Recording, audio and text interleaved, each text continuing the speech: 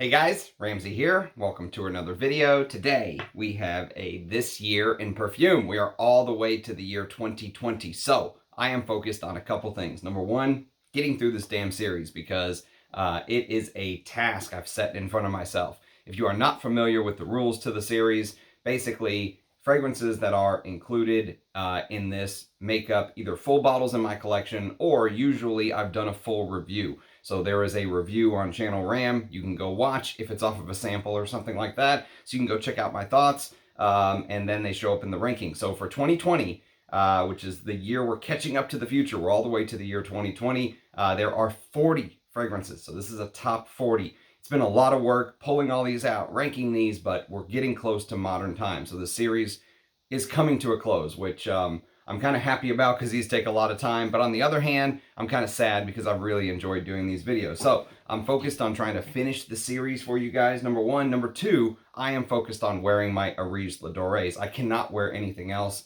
Like even if I wanted to wear something else, I've just been grabbing the Areej Dores. Probably my favorite brand. You've seen these sort of artisanal houses dominate as we've come up to, let's say, 2017 and onwards. And today I'm wearing his newest release, which is Cuirtis. And I mean, just the presentation alone is just gorgeous. I had some lotion on my hand and put a thumbprint on it. But yes, it's I probably should have cleaned it before I showed you guys. But the presentation alone is absolutely brilliant. And it sits like this. If I haven't shown you this before, I know I have because I can't stop wearing it. You can see I've put a dent in this bottle. I wore this multiple days now. So this 53 ml bottle is beginning to have a dent. And my God, man. I mean, there is just something about this that is so, could easily be a signature scent. I wore it to work today, dressed up nice, fit perfectly because there's something a little bit dirty about it. I actually gave a couple guys on the floor a spray. And so we've been enjoying Cuirtis in the office. But yes, it is fantastic animalic leather. It has that crazy beaver tail oil, which Russian Adam says has only been used in one other perfume ever, and that was his Cuirtis, which I would love a bottle of one day, but I wear my fragrances on my skin exclusively. You can probably see where I sprayed Cuirtis. It leaves a stain. It's dark. Look at that. And fuck me. So I would love a bottle of Russian Adam's Cuirtis. But that is supposed to be a garment perfume because it has unrectified birch tar in it. The birch tar in Cuirtis is of the rectified variety, so you can wear it on skin. So I've been wearing this in Royal Barn, just back and forth, back and forth. I can't get enough. Fantastic stuff from Russian Adam. And you're going to see his name and fragrances show up in the 2020 video over and over again. So let's talk a little bit about what happened in 2020. Not that we need to. I mean, I don't even know if I can say the word. If I say it, am I going to get some stupid pop-up on the bottom of this video that says misinformation? That was also the year of the start of that stupid shit. And, you know, whenever I try to go into Costco, they'd make me put on a stupid mask like that's going to do anything. You know, it's like when you fart, do you smell it through your underwear? The paper mask is not going to do anything. I just refused. I am non-compliant in those situations. I am not a compliant ram. So we all know what happened in 2020. I feel like if I even say the word, I'm going to get that little pop-up here. So I'm not even going to say it. I can say COVID. COVID. So yes, it was that year, as we all know. And it was a crazy year, all in all. You know, luckily the infrastructure allowed me personally to work from home. So, you know, I could do basically everything that I did in the office from home, which that technology has probably been around for a long time. But yes, that kind of, obviously no one needs reminding of that, even though that was 4 years ago. It feels like yesterday. It probably will feel like yesterday for a lot of us that have lived through it for a long, long time. And let's see, songs. So Intentions by Justin Bieber, People, I've Been Sad by Christine and the Queens, Laugh Now, Cry Later by Drake, Midnight Sky, Miley Cyrus, Life is Good, Future, and of course, the instant classic, WAP by Cardi B, because of course, how could we go without a WAP reference? Mood by 24 Golden, Stupid Love by Lady Gaga. Excess by Rina Sawayama. Sorry about that, whoever likes her.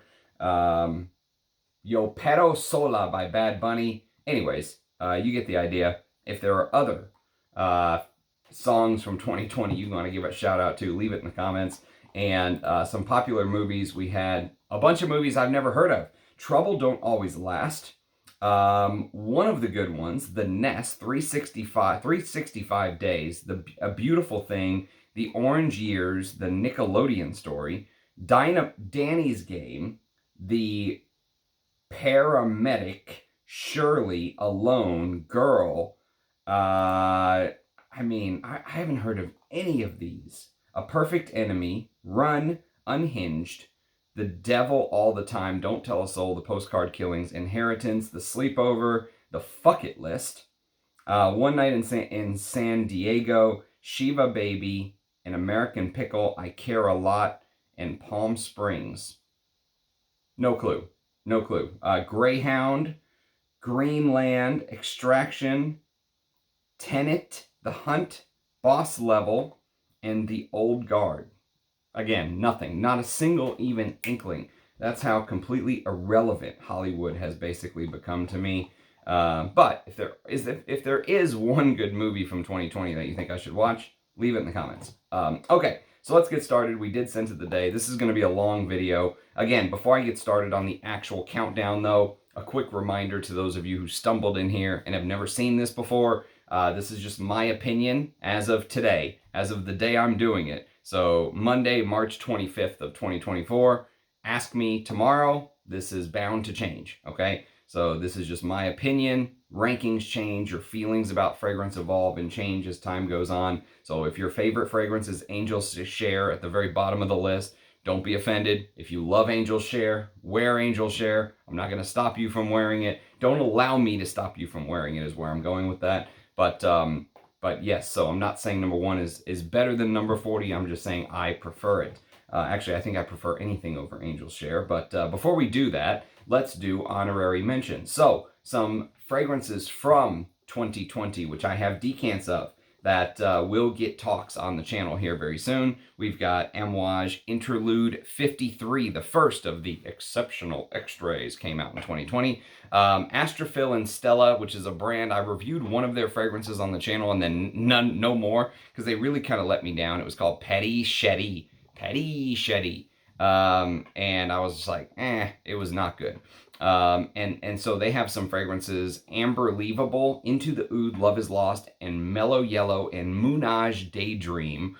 So I've got 5 fragrances from 2020 from that house, and more from 21, I think, as well. Samples that I've not talked about on the channel yet. So, I mean, I could talk about them, but they kind of got pushed to the back burner because they were a very meh house to me.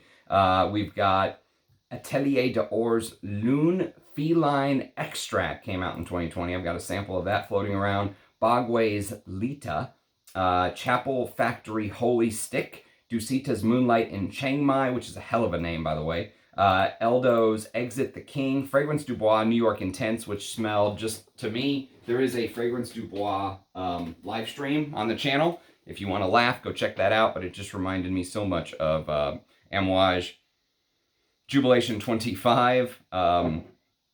But there is a Fragrance Du Bois live stream on the channel, I believe. Guerlain's Iris Torrefi, House of Matriarch Beauty Wood. That's actually a very beautiful woody fragrance. January Scent Project Horla. There is a January Scent Project live stream on the channel and an interview with the perfumer and owner John Beeble if you want to get to know that house more. Jean-Paul Gaultier Le Male Parfum, which I think is right here. Yes, it is. Le Male Le Parfum, which actually, okay, this may be the most popular fragrance of 2020. If you said, Ramsey, you are forced to wear a Le Male, I think that would be it. I think I like that better than the original, even though it's so unbelievably sweet. But I'll review it one of these days.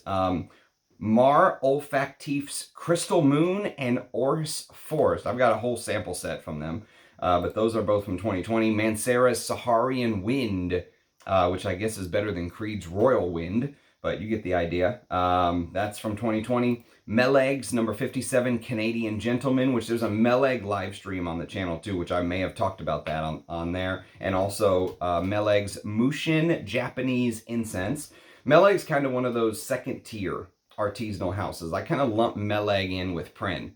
You know, they're not to the Areej, Dore, Bortnikov, ATH Oud category in my mind, but they're good. So Meleg's, couple Melegs from 2020.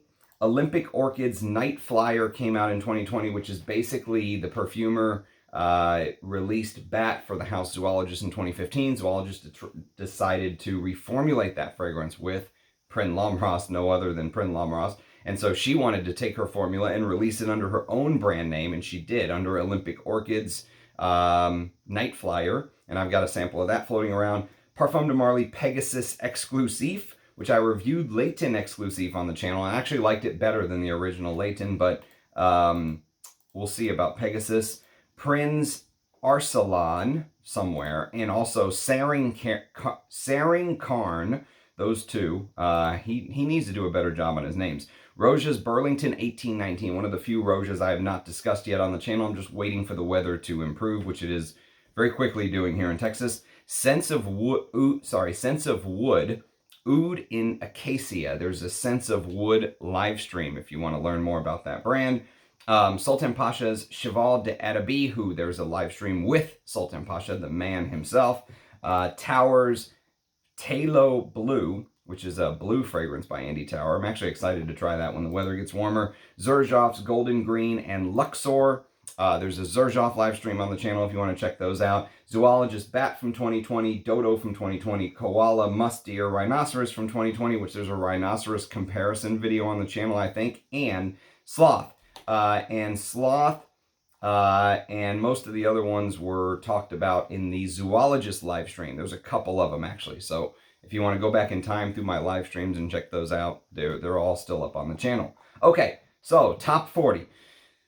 Let me catch my breath. Actually, let me hydrate before we get started on this, because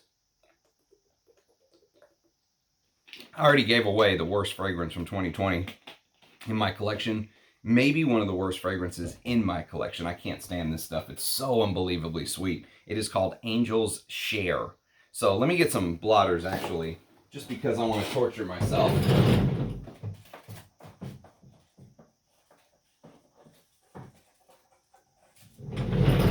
As if working all day and then coming home and spending hours creating a list and then doing this video is not hard enough. I want to spray Angel's Share where I can actually smell it. So Angel's Share, maybe one of the coolest things about Angel's Share to me is the name.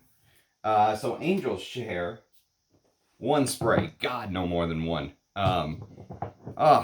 It's like boing, like, instant headache. So Angel's Share, one of the coolest things about Angel's Share is the name, because Angel's Share is a term in the liqueur industry that basically refers to the evaporated portion of the whiskey during its aging process in a barrel. So there's a little bit of evaporation normally that takes place. They say the angels drink it. It's the angel's share of the whiskey making process in the barrel. The name is badass, okay? I'll give it to them. And also the bottle. This thing sold like hotcakes in 2020 when it came out. People went crazy for it. Unfortunately, don't ask me why I even have this damn thing. Unfortunately, it is a disgustingly sweet, and I mean disgustingly sweet gourmand. You know I do not like sweet fragrances. I hate Angel's Share. I despise it. It's almost like if I want to torture myself, I just do it. I just did. Cinnamon Cognac Praline, which does not belong in fragrances for the most part. Tonka Bean Absolute, Vanilla Hazelnut, Oakwood Absolute, and Sandalwood. It's just, it's absolutely horrendous. Absolutely horrendous in my opinion. Everything that's wrong with perfumery right there in one bottle. Angel's Share from 2020, number 40. Number 39 is Aaron Terrence Hughes's Oud. And speaking of live streams, for those of you intent, there is an Aaron Terrence Hughes live stream. I was not too kind on his work because I was not impressed with his work, to be quite honest. For a couple weeks, some Aaron Terrence Hughes fanboys kind of pissed and downvoted all my videos and left mean comments, and they forgot about me and went away. But I must admit, I went back the very next day, even after they tried to give me like a beating online, saying how stupid I was and what a moron, how I can't smell, do I even have a nose? You know, dumb shit like that. I went back and reviewed Oud, and I was actually fairly somewhat complimentary of his Oud. I don't hate it, but would I spend my money buying anything more than, I mean, this is even too much, honestly. This 10 mil is even too much. 30 or 100 mils, hell no. It's rose, orange, raspberry, amber dates with Thai oud, ambergris, sandalwood, benzoin, Burmese oud, patchouli, and vanilla. And apparently there was a oud from 2019, okay? So then in 2020, they did maybe a different formula, or they re-released it or something, but there's a different sort of line item for his 2020 Oud, and that's the one that this falls into. So just FYI for you purists out there, I guess you could say, well, technically you got the reformulated one, and maybe I'll believe it, but I doubt it's that much of a difference. It probably, you know, just Amberwood City is really what that smells like from the atomizer. That would give Rich Mitch an absolute, he would go into epileptic shock if he smelled that. It is very, very amberwood heavy to my nose. That's just my personal opinion. It would be funny if Aaron Terrence Hughes kind of did the opposite of what Fragrance Du Bois did, and then he tried to sue someone for saying, he'd make me read some note, there is no amber woods in Aaron Terrence Hughes' perfumes. Anyways, that's Aaron Terrence Hughes Oud from number 39. Number 38 is a Prin, maybe one of my most hated Prins, but maybe one of my most hilarious videos. And this is called Prin's Homa.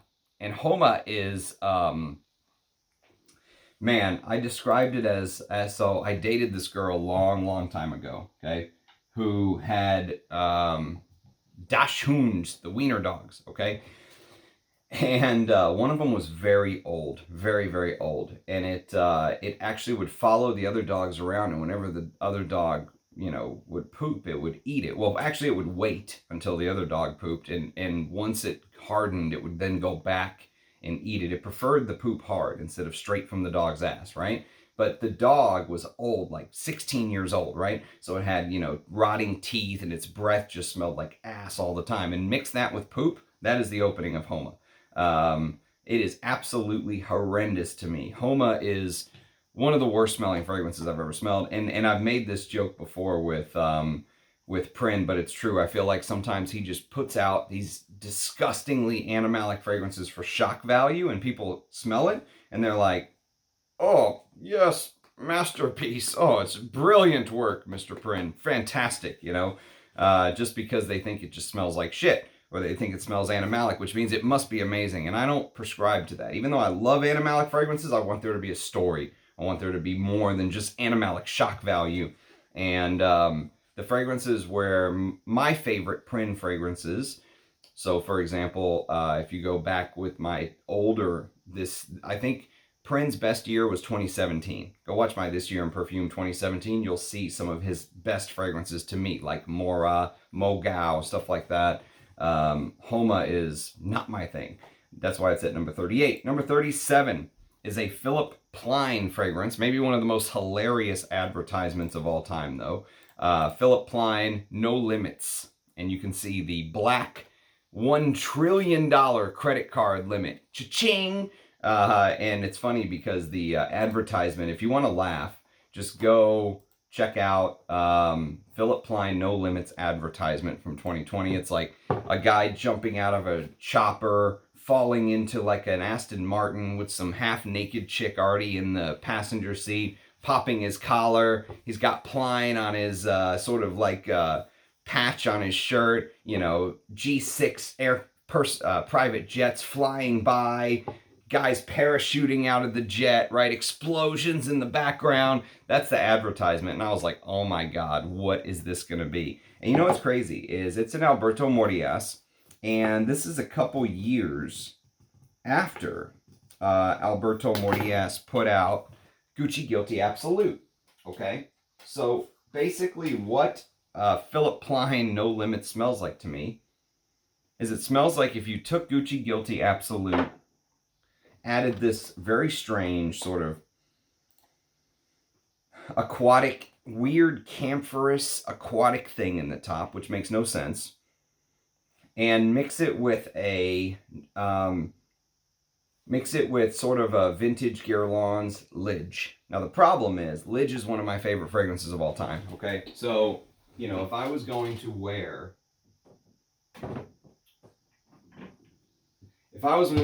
Guerlain's Lidge, okay, I would just wear Lidge. L'instant de Guerlain Eau Extrême. One of my all-time favorite fragrances, just fantastic stuff. One of my all-time favorite patchouli fragrances, especially in this century. And this has a very prominent star anise note and hibiscus flower and a bunch of other things. But just imagine Lidge meets Gucci Guilty Absolute meets this very strange aquatic camphor thing in the top. Very weird. You would think it has no, because the dry down is leathery, spicy, chocolatey, because it has that chocolatey patchouli from Lidge, or, you know, if you prefer a niche version of Lidge, you could go with something like this. Pardon, right? From that chocolatey patchouli oud thing. And there's some of that in Philipp Plein No Limits. I would say for a designer, okay, it's not bad actually for a designer fragrance. It's much better than what I expected. Alberto Morillas really had something going with this DNA. You think Gucci Guilty Absolute, and you know, he did one for Kilian too. I think that was similar to Gucci Guilty Absolute, but I've never smelled that one. But he had something going with this, and then Philipp Plein No Limits. So he obviously had something going with that accord, but I mean, my problem is I much prefer Gucci Guilty Absolute, and I much prefer Lidge. So the fragrances that it kind of borrows from, I would just rather wear the originals, or even Pardon.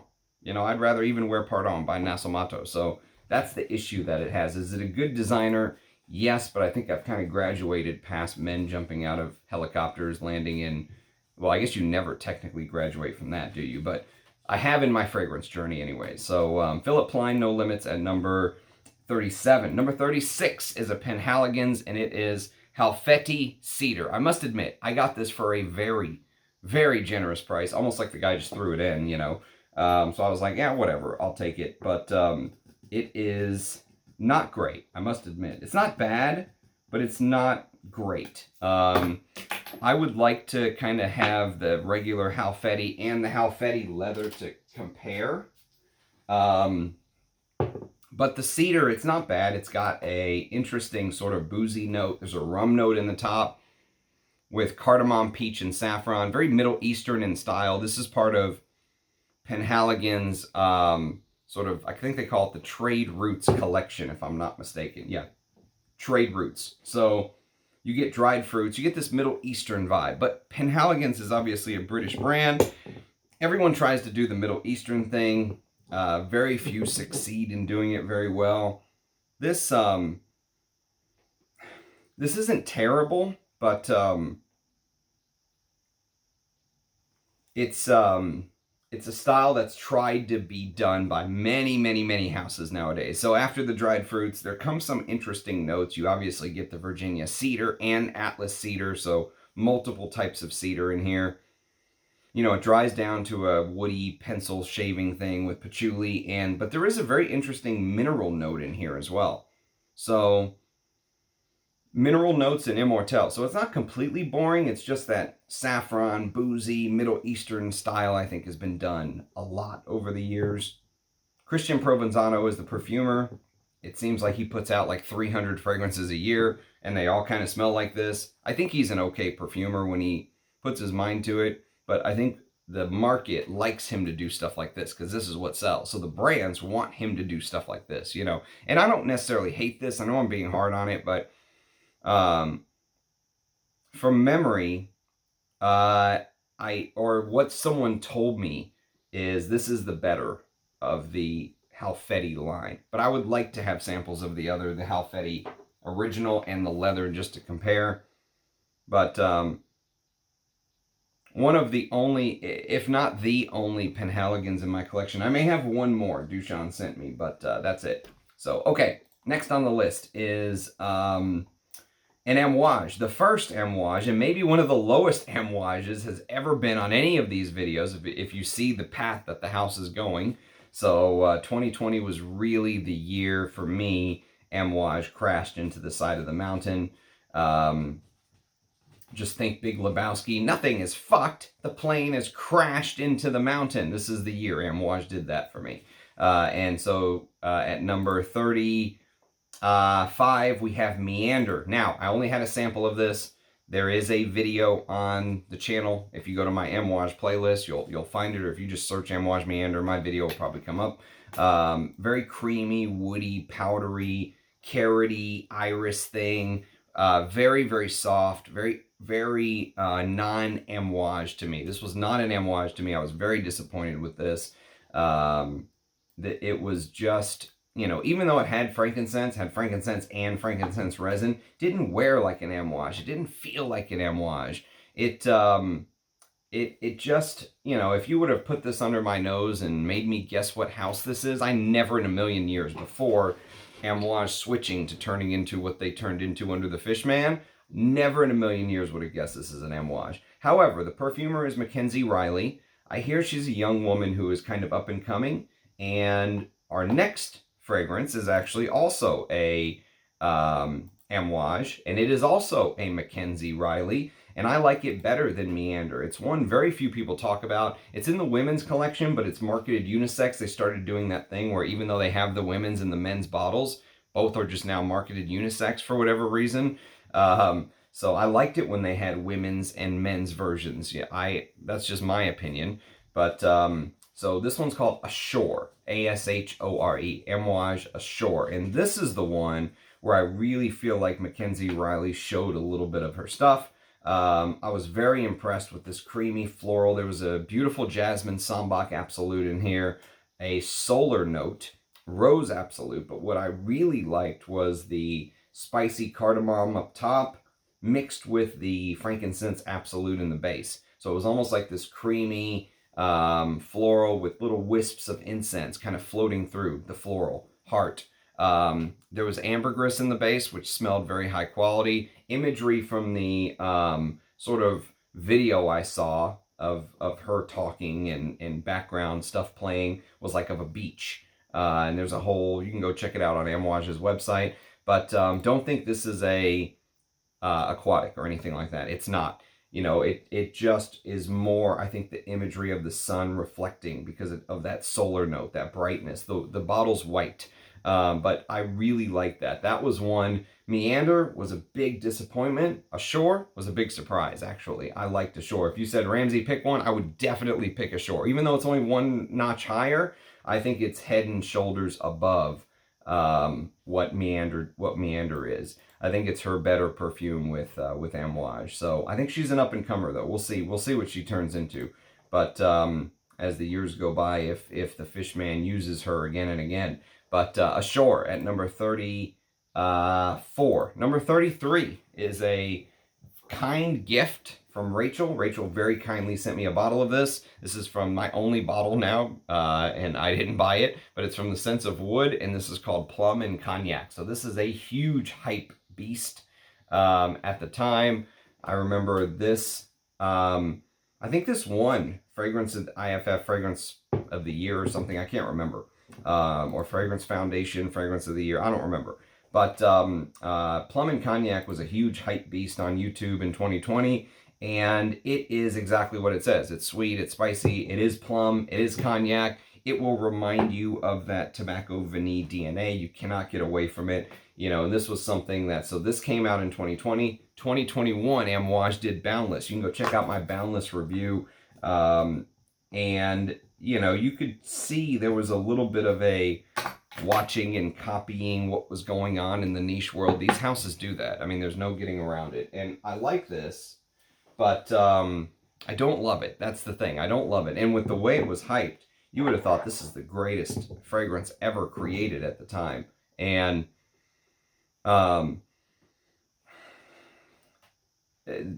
it's it's hard to discuss this because on the one hand, I want to say part of this smells like a Parfum de Marly, or, I already had Herod, this is maybe, it's overkill if you already have something like Herod.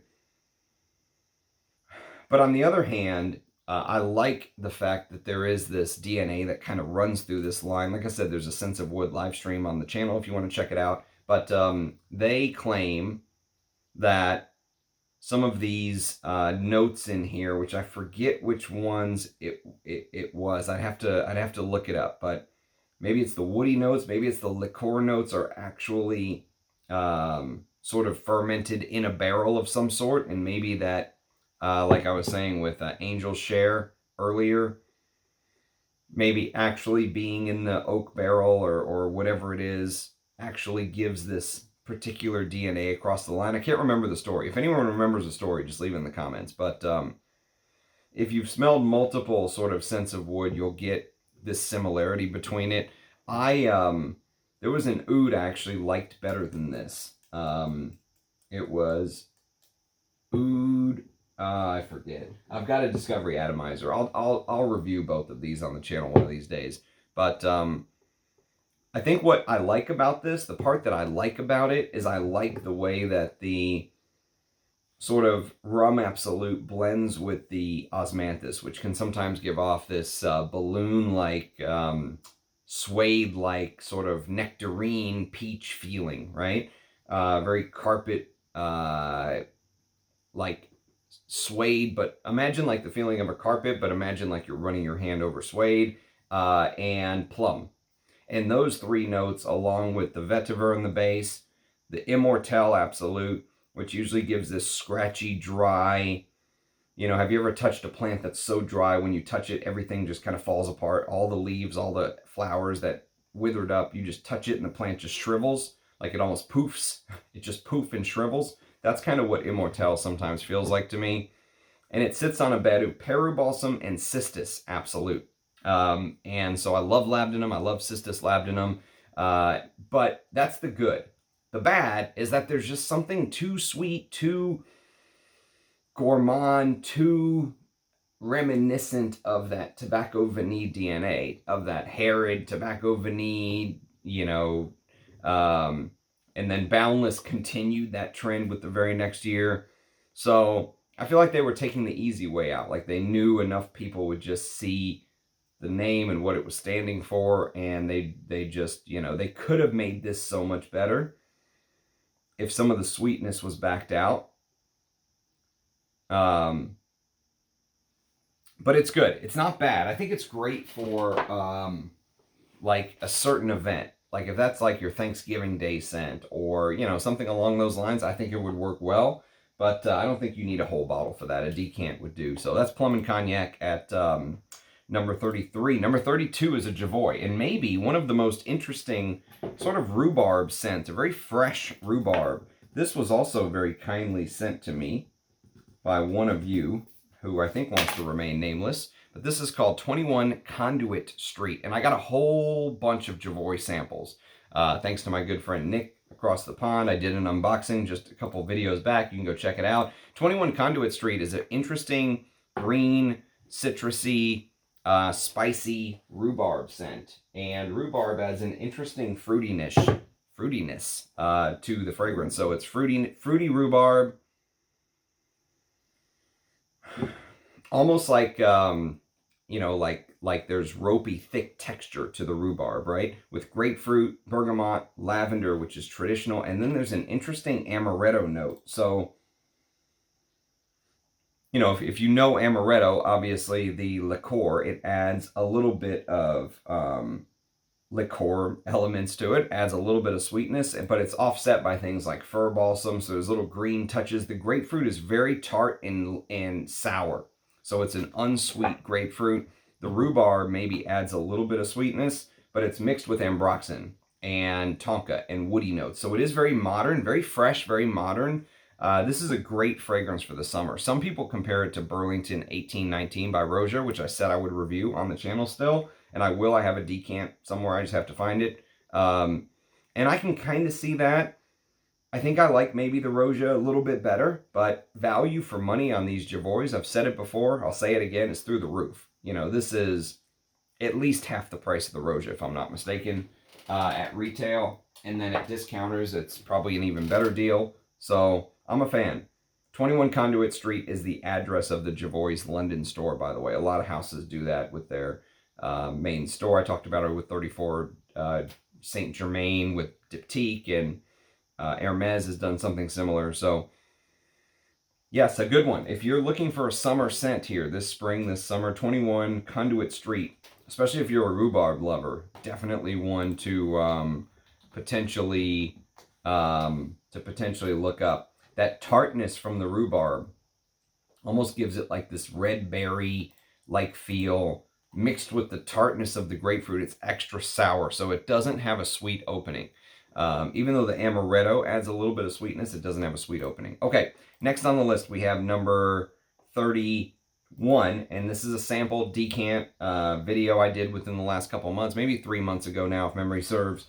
It's from the house of Naughton and Wilson, and it's called Gravitas. So this is Mr. Smelly's fragrance, and you know what? Even though I've given him a hard time for begging for super chats on his live stream, which I just cannot watch anymore because it's turned into like Jerry Springer.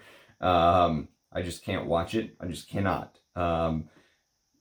Especially when you think about what it used to be before that, when he would actually talk about vintage fragrances and how excited he was, and then what it's turned into is, to me, very sad. But this is a good fragrance. Gravitas was a good fragrance. I enjoyed it. My problem with Gravitas is it's a spicy fougere, basically, that uses lavender, mandarin orange, bergamot, coriander, cardamom, pepper, ambergris, patchouli, oak moss, and vanilla. Some people compared it to Zeno by Davidoff. Others compared it to Invasion Barbar. Others compared it to something along these lines. Heritage by Guerlain. You get the idea. But I have all three of those, and it would be very redundant for me because I think this is a better fragrance. This is in my top 10 of all time. This Guerlain Heritage Eau de Toilette. So for me, owning Gravitas would be redundant, but it's a very good fragrance. If you're new to the fragrance game and you want kind of a classy, green, spicy fougere with slight barbershop elements, definitely one to look into. Especially if you don't know anything about the Jerry Springer backstory stuff and you're just going for the juice. Like I've often said before, I don't care about any of that. I just want the juice. That's one to check out. So Gravitas by Naughton and Wilson at number 31. Number 30. Speaking of Guerlain, it actually is a Guerlain, and it's L'Homme Ideal Extrême. Now, this is the 2020 flanker of the original L'Homme Ideal, the ideal man, if you will. And this is one of those, I guess you could call it like a guilty pleasure fragrance, because I often say I don't like sweet fragrances. And then here I am, I'm going to say nice things about L'Homme Ideal Extreme. This is a sweet fragrance, but I think Guerlain did it right. You know, I think there's good and there's bad ways to do sweet. And the reality is sometimes you can't even codify why you like something. Sometimes it just hits right and you like the way it smells. I like the way the sweetness is done here, mostly because instantly you get that Guerlain almond, which is so prevalent. Almost almond and Guerlain have almost become synonymous, just like vanilla and Guerlain.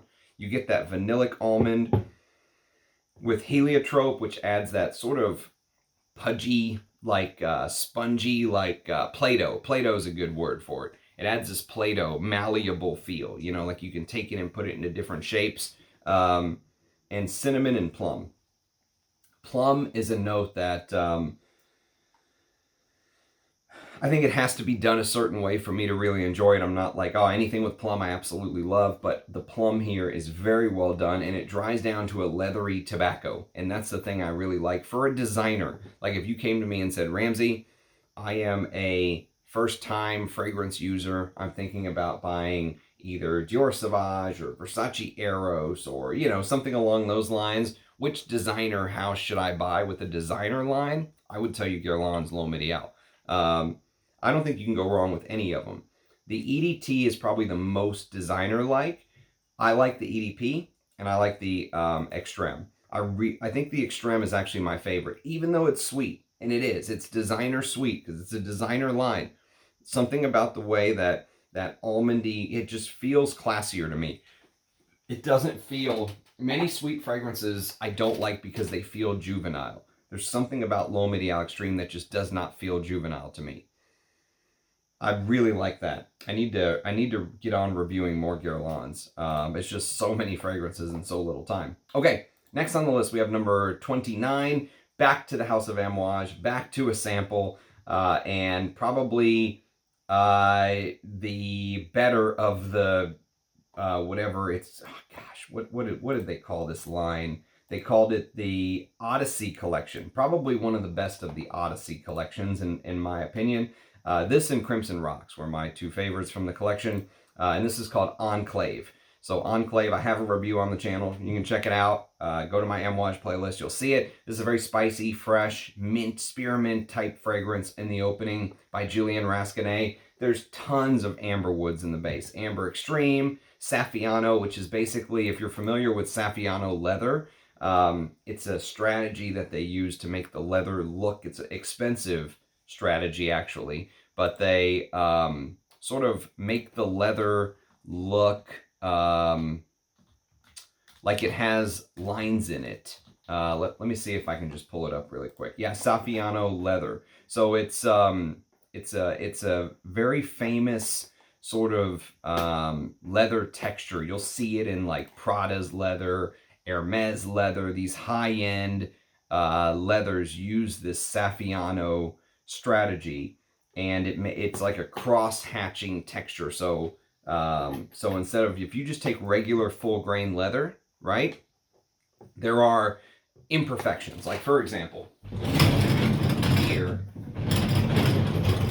here's a bottle of EO number 1 by Ensar, right? Here is what actual just untreated full grain leather looks like. So if you're wearing a Prada bag or something, you don't want to see this, right? I actually really like this, and it smells amazing. But the Saffiano technique makes it look cross-hatched and uniform, right? Which that's what it's all about nowadays, looking uniform. But it's an expensive thing to do. It's also supposed to make it more durable and scratch resistant and all this crap, right? So Saffiano, go figure, is the name of a leather technique, but it's also the name of a sort of, I don't know what you would call it, like a captive molecule maybe or something from one of these houses. And Julian Rascanet used that in the base of Enclave, okay? So you have frankincense, patchouli, rose, cinnamon, cardamom, spearmint, vetiver, labdanum, and these ambery,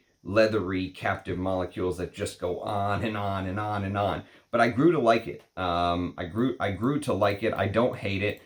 You know, I think Beach Hut Man is the better green, minty fragrance for Amouage by far. Hands down, by far. Beach Hut's much better. But Enclave, you know, I went from being very cool on it to warming up just a little bit. But go check out my review if you're looking for more info on Enclave. Okay, number 28 is a Meleg fragrance. And this one's called number 25 Birch Tar and Russian Leather. And I love Russian leathers. I've talked a lot about sort of the back history of Russian leather. And Meleg's Birch Tar and Russian Leather reminded me too much of something like Shalimar. You know, that was my biggest issue with it. I like the animalics bothered me a little bit in there as well. Usually I love the animalics. Animalics in it were a little bit weird, but I appreciated it for what it was. I thought it was good. If I owned it, I would wear it. You know, but it did lean a little too, it got a little too close to the sun for me because it was just way too close to Shalimar, one of my favorite. And that Shalimar is a leather. Most people don't give Shalimar credit for a leather, but it absolutely is a leather.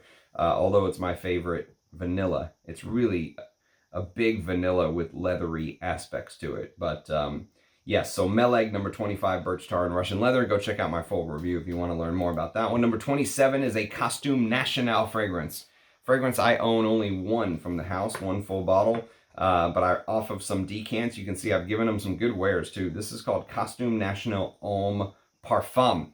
And I heard my good friend, my brother from another mother, Rich Mitch, say that Costume National Homme reminds him of a Tom Ford, like what could have been a Tom Ford. I completely see that. I think it's a very masculine, spicy, woody scent done right. It's a Dominique Ropion. Dominique Ropion definitely knows his stuff.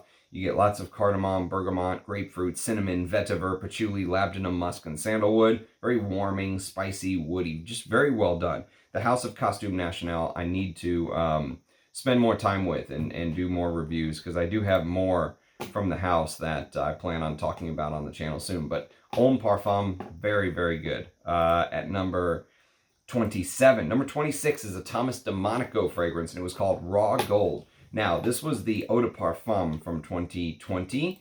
They have since released an Extrême, apparently, last year in 2023. Only 1,400 bottles were made for the whole world. So I would have loved to have a bottle, because I had a love-hate relationship with it. Someone sent me a sample, and I really did not like the sweetness. The sweetness, of course, kills many fragrances for me. Many modern fragrances for me are killed by sweetness. The sweetness in there was unbelievably thick, but there was this very interesting green smelling orris, this orris root, this iris, whatever you want to call it.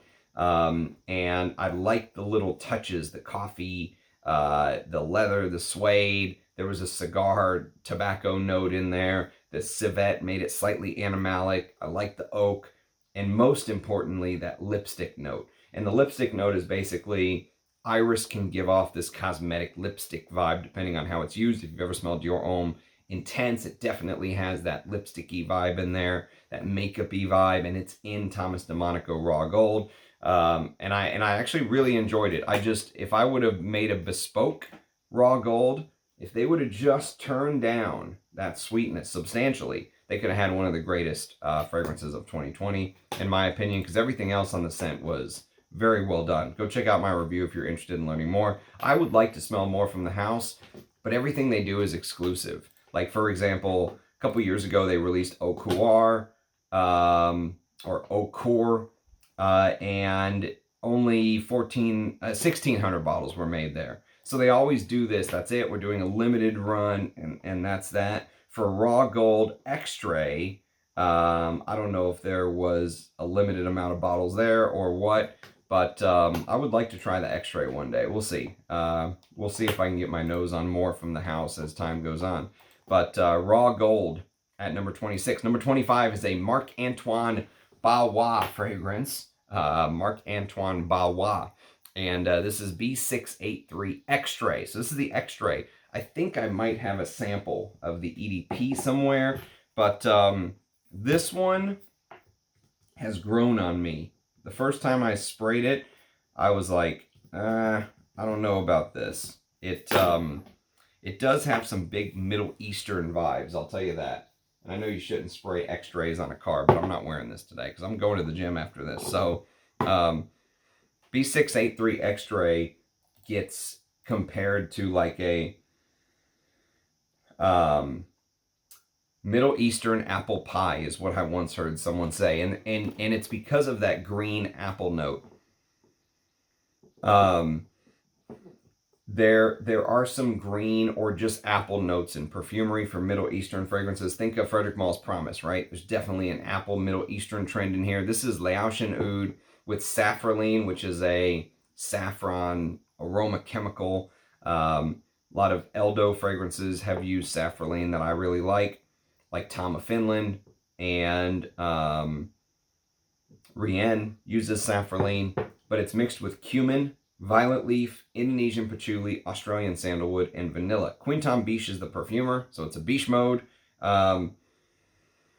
Spicy, fruity, but Middle Eastern style because of that Laotian oud, saffron, spicy cumin. And I like it. It's grown on me, you know. I wouldn't be surprised also if there was a hint, just a hint of Akigala wood in here. Just a hint. It's not as turned up as Ganymede, but there's something lurking in the background, that weird metallic Akigala wood. I think I actually like this better than Ganymede, to be honest with you. Ganymede was that overdose of Akigala wood. Even though it's not listed here, I get it.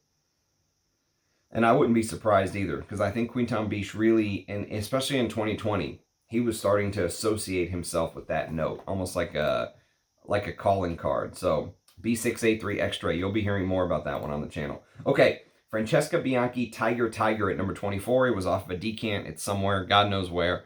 But go check out my review. I liked Tiger, but I remember that peach jam feeling with the tuberose being a little much. It was a very sweet floral. Again, that's my personal issue. The sweetness. I liked the rest of the scent. The leather, the oud, you know, with that Francesca Bianchi Oris DNA thing that papers over everything. It's almost like, you know, she almost uses it like putty. Like you would fill in like little holes in the wall, you know, with some putty. That's how she uses that Oris Accord. And I think she does overuse it. I like Tiger though. I won't lie. It's the reason it's so high. It was just, again, if I could take a couple fragrances within the last couple we talked about, Tiger and Thomas DeMonaco Raw Gold. If you could just turn that sweetness down, they would be loves for me because I really like what those perfumers did. But I know the trend nowadays is for sweetness, so it is what it is. But Tiger at 24. Number 23, staying with the house of Francesca Bianchi, we have Sticky Fingers. Sticky Fingers was kind of the opposite. I really liked the opening, but the dry down I thought turned a little boring. It turned into her normal DNA of overdosed Oris, but the opening was very vintage patchouli. Reminded me a little bit of something like Givenchy Gentleman from 1974. Definitely that honey, patchouli, castoreum, animalic leather. Very well done. Very. She had some intestinal fortitude to release that in 2020.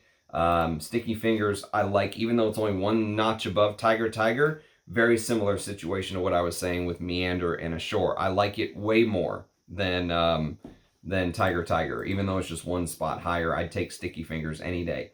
Okay, next on the list, we have number 22, and this is a Dmitry Bortnikov, the first of the Bortnikovs.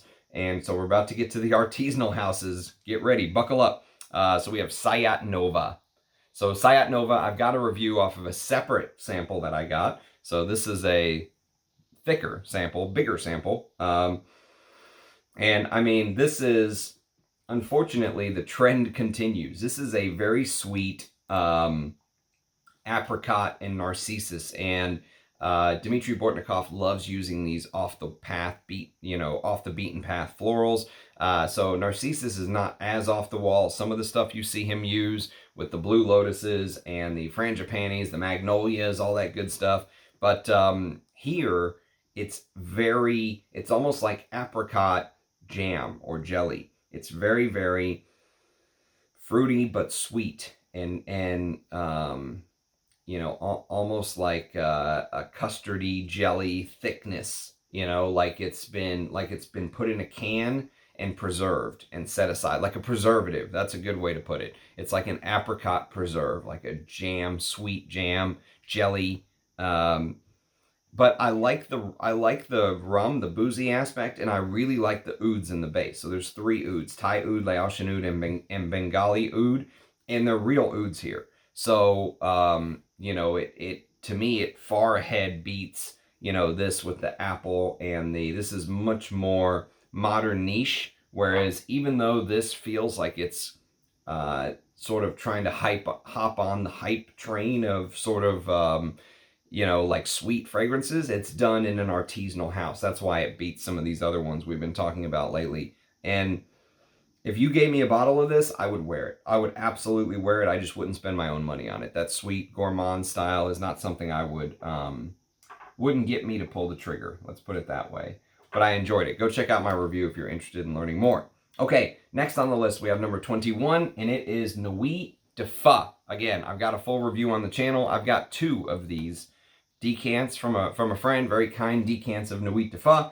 And Nuit de Feu I really like. Actually, this and Ombre Nomad are my favorite Louis Vuitton fragrances, but there's so many I haven't smelled. So many of just the regular line ones I haven't smelled. So, but from what I have smelled, these are my favorite. I really like the smoky spiciness, the peppery incense, and 2020 was a big year for incense fragrances. You're about to see just how big. There's some killer incense fragrances coming up, starting with Nuit de Feu. This is an amazing black frankincense, incense, Somalian frankincense with leather, Assam Oud, Ambret seed, which I absolutely love, like a musky, boozy take on musk, but it's a natural plant-based musk smell and musk. There's also musk in here, but spicy, smoky.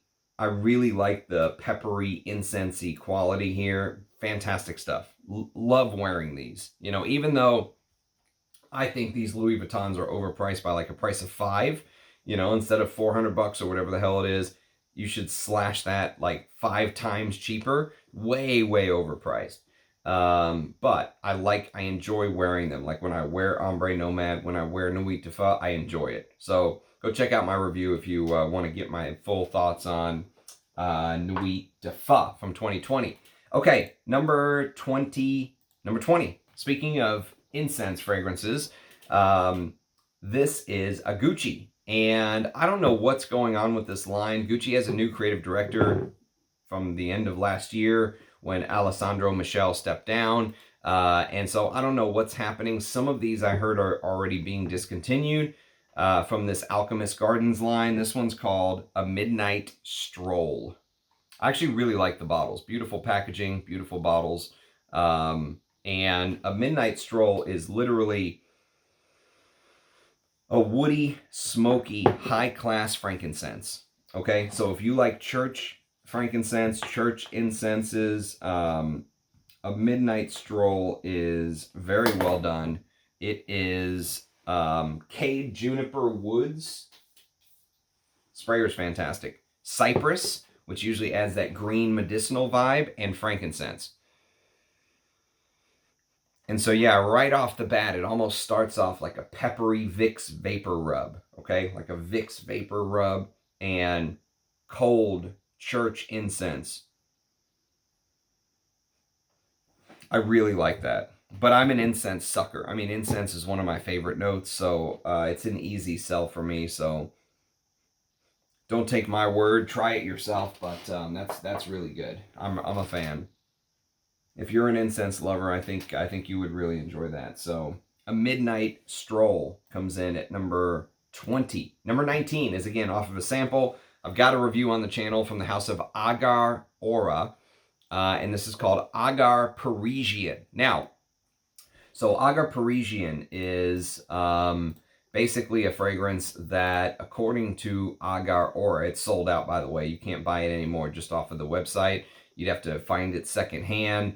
Agar Aura is kind of, to me, also in that second line of artisanal houses. So I would put Meleg, Agar Aura, and Prin in all his 4 houses in that second tier beneath the Ensars, the Bortnikovs, the Areej Dores, right? And so the way it's described on the Agar Aura website is that this is where Western perfumery is synonymous with French perfumery, but it's supposed to kind of come together with this Eastern style oud, if you will. And so this is supposed to be a chypre. So it has things like rose, bergamot, grapefruit, and Peru balsam, absinthe, coumarin, and oud. Okay, so it's like it's literally like a chypre with oud. And so I really, if you go watch my reviews of some of these Agar Auras, I was very lukewarm to them at first. This has real Irish ambergris in the base and a Thai oud in the base. But the more I wore it, because as time goes on, sometimes I'll kind of take my samples or whatever and spray them on before bed, that kind of thing. These Agar Auras grew on me. So at first I said, no, I only want the animalic fecal oud, and I was kind of up in arms about it, being boring on my videos. But the more I wore it, the more I appreciated it. This one had this disinfectant-like quality. So there was almost like this, you know, Rich Mitch was famous for saying that in the old days, incense seemed as like a cleanser of the air because cities were dirty, all that stuff, right? So incense had this disinfecting quality, and I definitely got that in Agar Parisian. There was this, the oud gave off almost like an incense oud feel. And it was very well done. It was a proper chypre. You got the rose, you got the sparkle. You know, the fragrance really sparkled from the ambergris. You got the real oak moss. But I liked other Agar Aura fragrances better. So, but that's Agar Parisian at number 19. Number 18 is a Bortnikov, and it's called Lucky Oud. Only 100 pieces were made for the whole world. It was actually a Lucky Scent exclusive. And Lucky Oud is sometimes compared to Russian Adams, Areej Dore's Russian Oud. All right, so it was like Bortnikov's take on Russian Oud. So you got lots of sort of powdery cacao, but it was done in the Bortnikov style. So you got much more florals, Thai lotus and tea rose and stuff like that. But it's a powdery Thai oud with chocolatey cacao absolutes. Go check out my review if you want to kind of learn more. Spicy, resinous, you know, well done. I would definitely rock it, but very hard to find because only 100 pieces for the whole world. So that's Lucky Oud from Bortnikov. Number 17 is, again, a sample review, again, a Bortnikov, and it's called Moss Cologne. I really liked Moss Cologne. Moss Cologne was probably the second strongest for me behind Amber Cologne. There's a full review of Amber Cologne on the channel. There's a full review of Moss Cologne on the channel. And, well, an early impression because it was a sample, but it was very woody and spicy. The citruses really popped on Moss Cologne, and there was a champaca flower note, which I really, really enjoyed. I mentioned that champaca flower sometimes gives this warming feeling, like this dry, warm, almost like watching a sunrise. That's how champaca flower feels to me. And there was actually a better champaca fragrance that comes from Bortnikov that's higher ranked, but Moss Cologne is very well done. And it smells like a chypre. Okay, so ambergris in the base, you get the idea. But with the Bortnikov floral accord, so lots of jasmine, ylang, champaca, very well done. Watch my full review if you're interested in learning more. But that's probably my second favorite cologne behind Amber Cologne. Okay, next on the list we have number 16, and it's another Agar Aura. It's called Oud Lubani. Speaking of amazing frankincense scents, I already talked about Nuit de Fa and a Midnight Stroll. Oud Lubani is even higher ranked because it is basically it's a spicy, woody oud with real Omani frankincense of the highest quality. And, you know, when I tried it for the video I did, I was kind of like, yeah, it's just a frankincense. But the more I wore it, the more I was impressed with what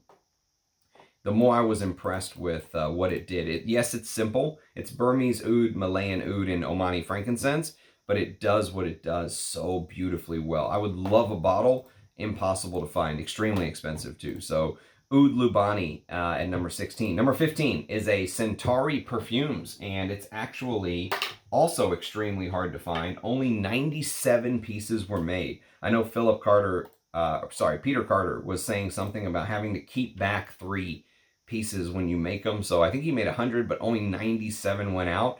And so this one's called Chambeau. So you can go watch my review of Centauri's Chambeau. This is made up of a ton of different rare Ensar ouds is really what it is. So it's got things like, well, there's the note listing if you really want to read it. Each one of those weird names is a rare Ensar oud. So reality is beyond speech and thought. Only that which can be expressed in words is being said. But what cannot be put into language is indeed that which is. Okay, so there you go. So sometimes, again, I'll spray this on before bed or something, and the oud notes in here are not what you would expect. They're very, they're floral, they're chocolatey sometimes, they're green sometimes, you know, they're resinous, they're earthy sometimes. They're lots of different things. Sometimes the ouds in here smell like iris. I mean, so many different touches in these ouds, but they're not super animalic. They're actually the opposite of that. And so it's not something I would pay big money for this type of oud fragrance, but it's very well done. You know, if you like your ouds not to be barnyard or, you know, fertilizer chip smelling, Chambeau is definitely one to get your nose on. It is very earthy. It's cut with things like, but it also has, I think, real orris butter, pink lotus absolute, real white ambergris. So it's a high quality scent. Very well done by Peter Carter. At number 15. Number 14 is maybe one of my favorite modern fougères of all time. This and Amouage Bracken Man, which is unbelievably discontinued. I cannot believe Amouage discontinued Bracken one of the best modern fougères. And this is kind of the other one. And this one I think you can still get. Some people have said that the newer version with the different caps smell different, though. I don't know. This is the only one I have. It's the only one I can speak to. It's called Bon Monsieur by Rogue Perfumery. And Bon Monsieur is an out-and-out classic fougère, okay? So if you have never smelled something like, for example, okay? If you've never smelled something like Gucci Nobile, which is like a super hyped fougère from the 80s, seen as one of the all-time greats, if you don't want to spend $600 or something, $500, $600, $700 on a vintage bottle of that, just get Bon Monsieur. Honestly, they are so unbelievably close to me. I mean, the Gucci has more things going on. I think there's like a tobacco note in there, which makes it seem a little bit heavier and thicker and stuff like that. There's no tobacco in here, but there is a lavender absolute. There's an old school carnation, a vintage carnation note in here. There's geranium, oak moss, bergamot, musk, cedar, fir balsam, lily of the valley, patchouli, and sandalwood. And there's this beautiful, fresh, floral, green, woody, but also like almost like freshly shaved feeling from Bon Monsieur. Fantastic. One of my favorite modern fougères, period. Bon Monsieur is amazing. At number 14. Number 13 is an Amouage, and I avoided this for the longest time because of the fact that it's a flanker. I was pissed off when Amouage released a flanker, but I have since come around to it. It's Amouage Interlude Black Iris, and I was like, what the hell is Amouage doing flankers? Like, that's not something Amouage should be doing. And I was right, I think, although I have come around to this. So Black Iris is interlude. Take out that oregano note, add a sort of rosemary, so it becomes this oily green aromatic with the violet leaf instead of oregano, and add a ton of real Florentine Iris Absolute, but it has that interlude DNA for the most part. I consider it more like an interlude for summer, right? Like if you want to wear an easier to wear interlude man or an interlude for the office, that's interlude Black Iris.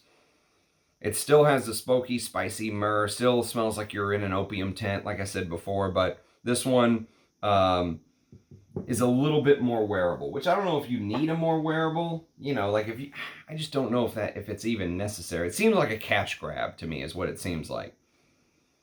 Which Amouage has been doing a lot of lately, is what it seems like to me. But yes, that's just my opinion. I just don't think Amouage should be doing flankers, but you've heard me say that before. But I like it. Interlude Black Iris at number 13. Number 12 is an Agar Aura. If you said, Ramsey, you can pick one Agar Aura from 2020, this would be it. It's called Agar Attar. And Agar Attar is actually still on the Agar Aura website. You can go buy it right now for 25 mils for $495, which is just like, ugh. But it is literally an oud. I mean, it's an oud perfume in an extrait de parfum, but it's an oud. And so high grade, high quality, high distilled. I think there is different types of oud in here. I don't know, Laotian, Cambodian.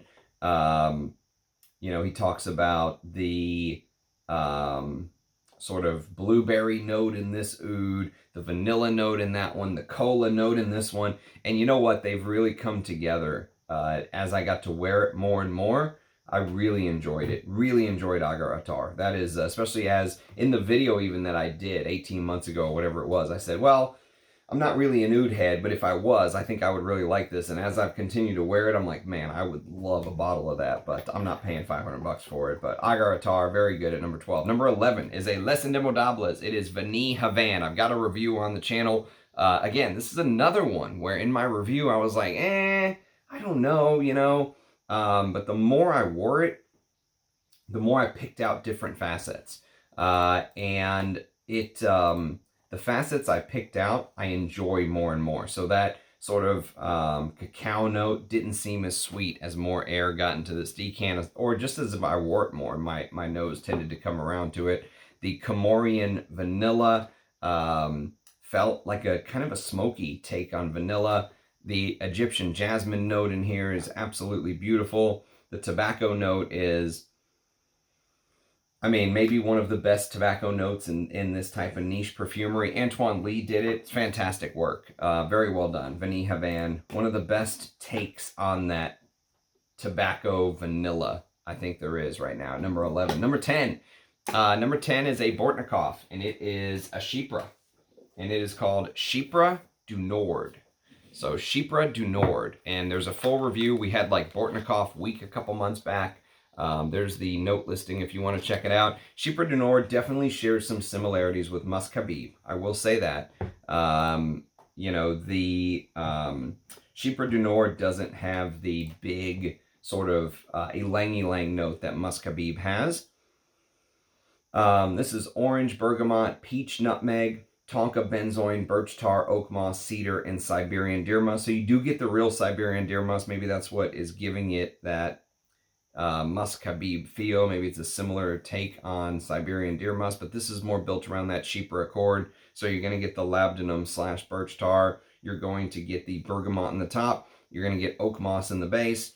And the peach definitely harkens back a little bit to that Mitsuko, but very well done. Very, very well done. And you have tons of real oak moss in here. So, you know, nowadays modern Chypres feel neutered. That one doesn't. Very well done, Chypre du Nord at number 10. Number 9 is a sample review off of a Amouage sample. This one's called Overture Woman. Actually, someone wrote me and said, they've got a bottle for 150 bucks at discounters, Ramsey. Grab it. I'm like, I can't buy. I haven't bought any fragrances since the divorce, and I just can't buy any. But I totally would buy a bottle of Overture Woman. It's 100% full bottle worthy. Overture Woman, Memoir Woman, and I think maybe there's one or two others that are full bottle worthy to me. But those two, Overture Woman and Memoir, are right at the top of my wish list from the Amouage women's line. Great stuff. Great stuff by Amouage. Overture Woman was done by the great Annick Minardo. I loved the saffron note in the top. Like, if you want to get a proper go-to-class on saffron, check out Overture Woman. It is brilliant. And I love the rose-myrrh combination with leather and frankincense in the base, and that apple brandy top still gives it a booziness, but separate from the cognac in Overture. Man, lovely stuff. Loved it. Spicy, fruity, resinous, leathery, boozy. The saffron adds that chemically bit, and I love Overture Woman. Brilliant. Maybe the best thing put out under the Fishman, in my opinion. And he kind of got the blueprint from Christopher Chong, so it makes a lot of sense. But Overture Woman at number 9. Number 8 is a Bortnikov Oud Sinaharaja. Maybe one of the better jasmine ouds I've ever smelled.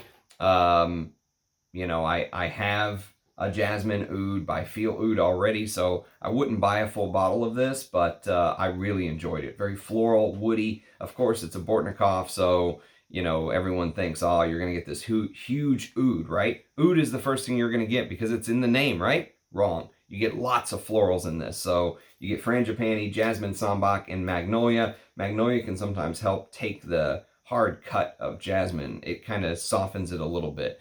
And there's 3 types of oud in the base: Sri Lankan oud, Philippine oud, and Indian oud with Atlas cedar and labdanum.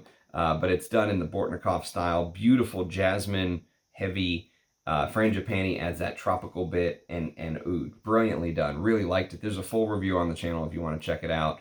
Oud Sinaharaja at number 8. Number 7 is that Champaka oud I was mentioning earlier. It's called Lyre Exquise. Now, the original Lyre Exquise came out in 2018. This was sent to me by Scott, I believe, from Germany. So thank you, Scott. And I'm guessing that this was actually a 2020. I'm guessing this is the 2020 version is where I'm going with this. Because there is a 2018 2018 version, but since this is a decan, I was just guessing it was the 2020 version, but honestly, I don't know, but I'm assuming it is. And Lyric Skis is probably the best Champaka oud I've ever smelled. It is, it uses that Champaka note to perfection with some chocolatey cacao, Nagarmatha, which is Cypriol. There's a little bit of a camphor-like smell. They use the Champaka flower and the Champaka leaf. And like I said, imagine that sunrise, that golden hue.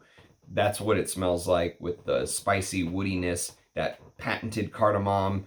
Neroli adds a little bit of freshness. There's myrrh, Tolu balsam, and then Indian and Vietnamese oud and real ambergris in the base. Lyric Skis is full bottle worthy for sure.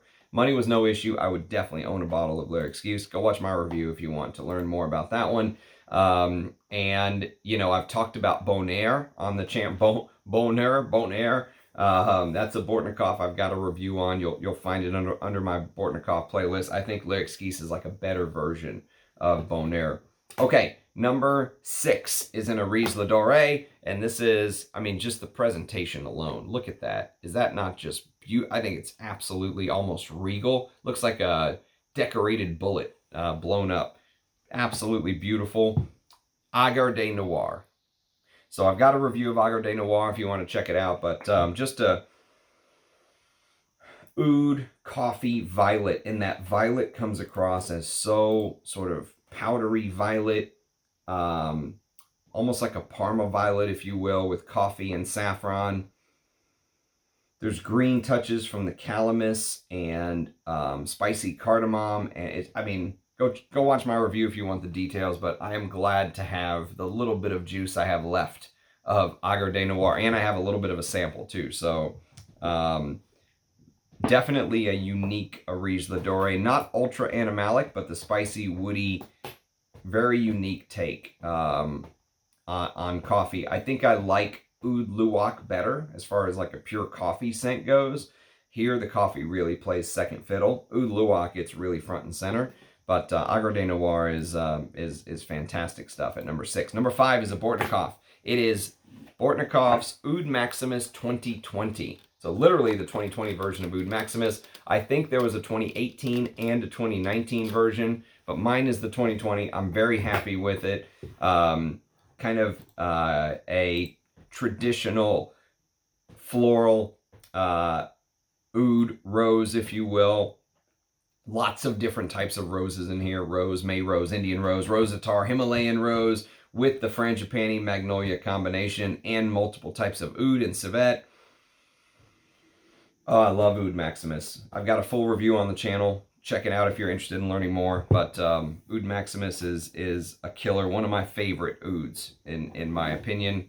So that is Oud Maximus by Bortnikov at number 5. Number 4 is the one Bortnikov. I think if you said, Ramsey, pick a Bortnikov, you get a full bottle of thank you for your service. What would you pick? I would pick Triad. Triad by Bortnikov. That's like Bortnikov's animalic take on a rose oud. It's woody, it's floral, but he is not afraid to use animalics in Triad. He uses Hyraceum, which is African stone. It's sort of like this dried, mummified poop from the Hyrax. And it is challenging, hard to work with, but he works with it beautifully in Triad, and it works with the ouds. And there's a lot of different types of oud in here. Even this earthy Chinese oud, which reminded me of the history of Chinese oud, that earthy, mushroomy oud. It's in Triad as well. I really enjoyed it because of the animalic aspects. I ranked it higher than Oud Maximus, so that goes to show you. I was very impressed with Triad. Good stuff. Very good stuff. So Triad at number 4. Number 3 is probably one of the best musk fragrances in my collection. This is Real Musk from Areej Dore. It's called Musk Lave. And again, just a couple drops there. Enough for another wear or two. But Musk Lave is maybe one of the most professional musks. You know, if you said, Ramsey, I want you to wear one musk to the office, go. It would be Musk Lave. Musk Lave is bergamot and lavender oils from the 1920s.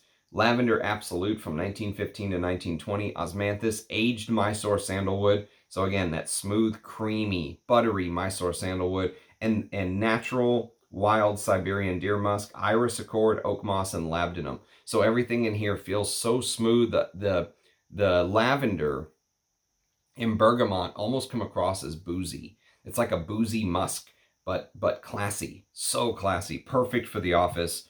Oh,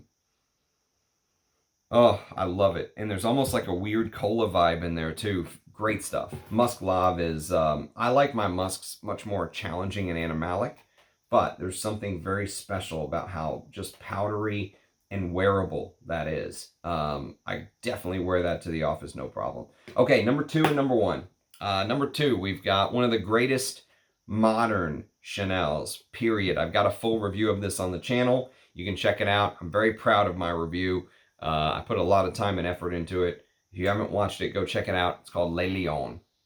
Number 2 is Chanel's Les Lions, what I would consider the greatest labdanum fragrance of all time. I mean, it takes that. There's no doubt that it borrows from Shalimar, no doubt. But it goes in a little different direction. It's much more smoky, and that sticky labdanum tends to come out in Les Lions. It's much more smoky and resinous than Shalimar, but it's definitely similar. You won't be able to get away from it. But it's got the Chanel sparkle in the top, bergamot and lemon, patchouli and sandalwood in the base. Check out my review if you want more details.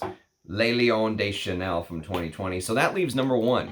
So what fragrance could beat Chanel's Les Lions? Well, my favorite sandalwood fragrance of all time, and not only that, but maybe the best packaging I've ever seen in my life. This is Areej Le Dore's Santal Galore. So I want you to just look at this packaging. This is a real piece of sandalwood that's been cut.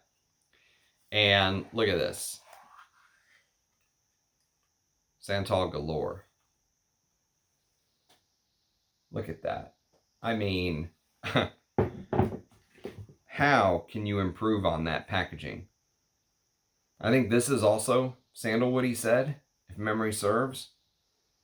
And Santal Galore is a floral, woody, Indonesian sandalwood in the top with durian fruit absolute. Yes, durian fruit. And durian fruit, some people say gives it a sort of stinky animalic smell in the opening, but I think he blended it perfectly. It doesn't have that rotten fruit, underwear, you know, smell, fart smell. Some people say durian smells like all kind of crazy things. It's blended with Indonesian sandalwood, rose, osmanthus, Turkish rose water, and jasmine, deer musk, real Mysore sandalwood absolute in the base with oak moss, tonka bean, cassia, and clove. I think it is the perfect sandalwood fragrance for me because you get a little bit of the animalic smelling durian in the top, you get a little bit of the real deer musk in the base, but it still allows the Mysore sandalwood dry down to come through. My favorite sandalwood fragrance, bar none, and maybe my favorite presentation. I just think this is absolutely brilliant, genius presentation, being in the real piece of sandalwood. That's just totally badass, in my opinion. So, Malaysian Musang King Durian, an Indonesian sandalwood co-absolute crafted by Russian Adam, heart, Turkish rose water, rose accord from 1925, jasmine, osmanthus, and ancient Indonesian sandalwood root smoke extracted by Russian Adam with a base of deer musk pod tincture, oak moss, tonka, vintage cassia accord clove, and old Mysore sandalwood absolute made by Russian Adam. Absolutely fantastic. I mean, this is the kind of stuff that moves me now, honestly. Very little moves me in the fragrance world anymore. This is the kind of stuff that does. So keeping it under an hour and 30 minutes. Let me know what your favorites are from 2020. Thanks for watching as always. Thank you for the back and forth in the comments. I love the interaction, love the support. We're growing steadily, like 500 subscribers a month. So the channel is definitely growing. I will still try and respond to every single comment that I get. We're still small enough that I can do that for now. So I appreciate everyone's interaction. Let me know what you think. Let me know what your favorites are. Cheers, guys, and I'll catch you next time. Bye-bye.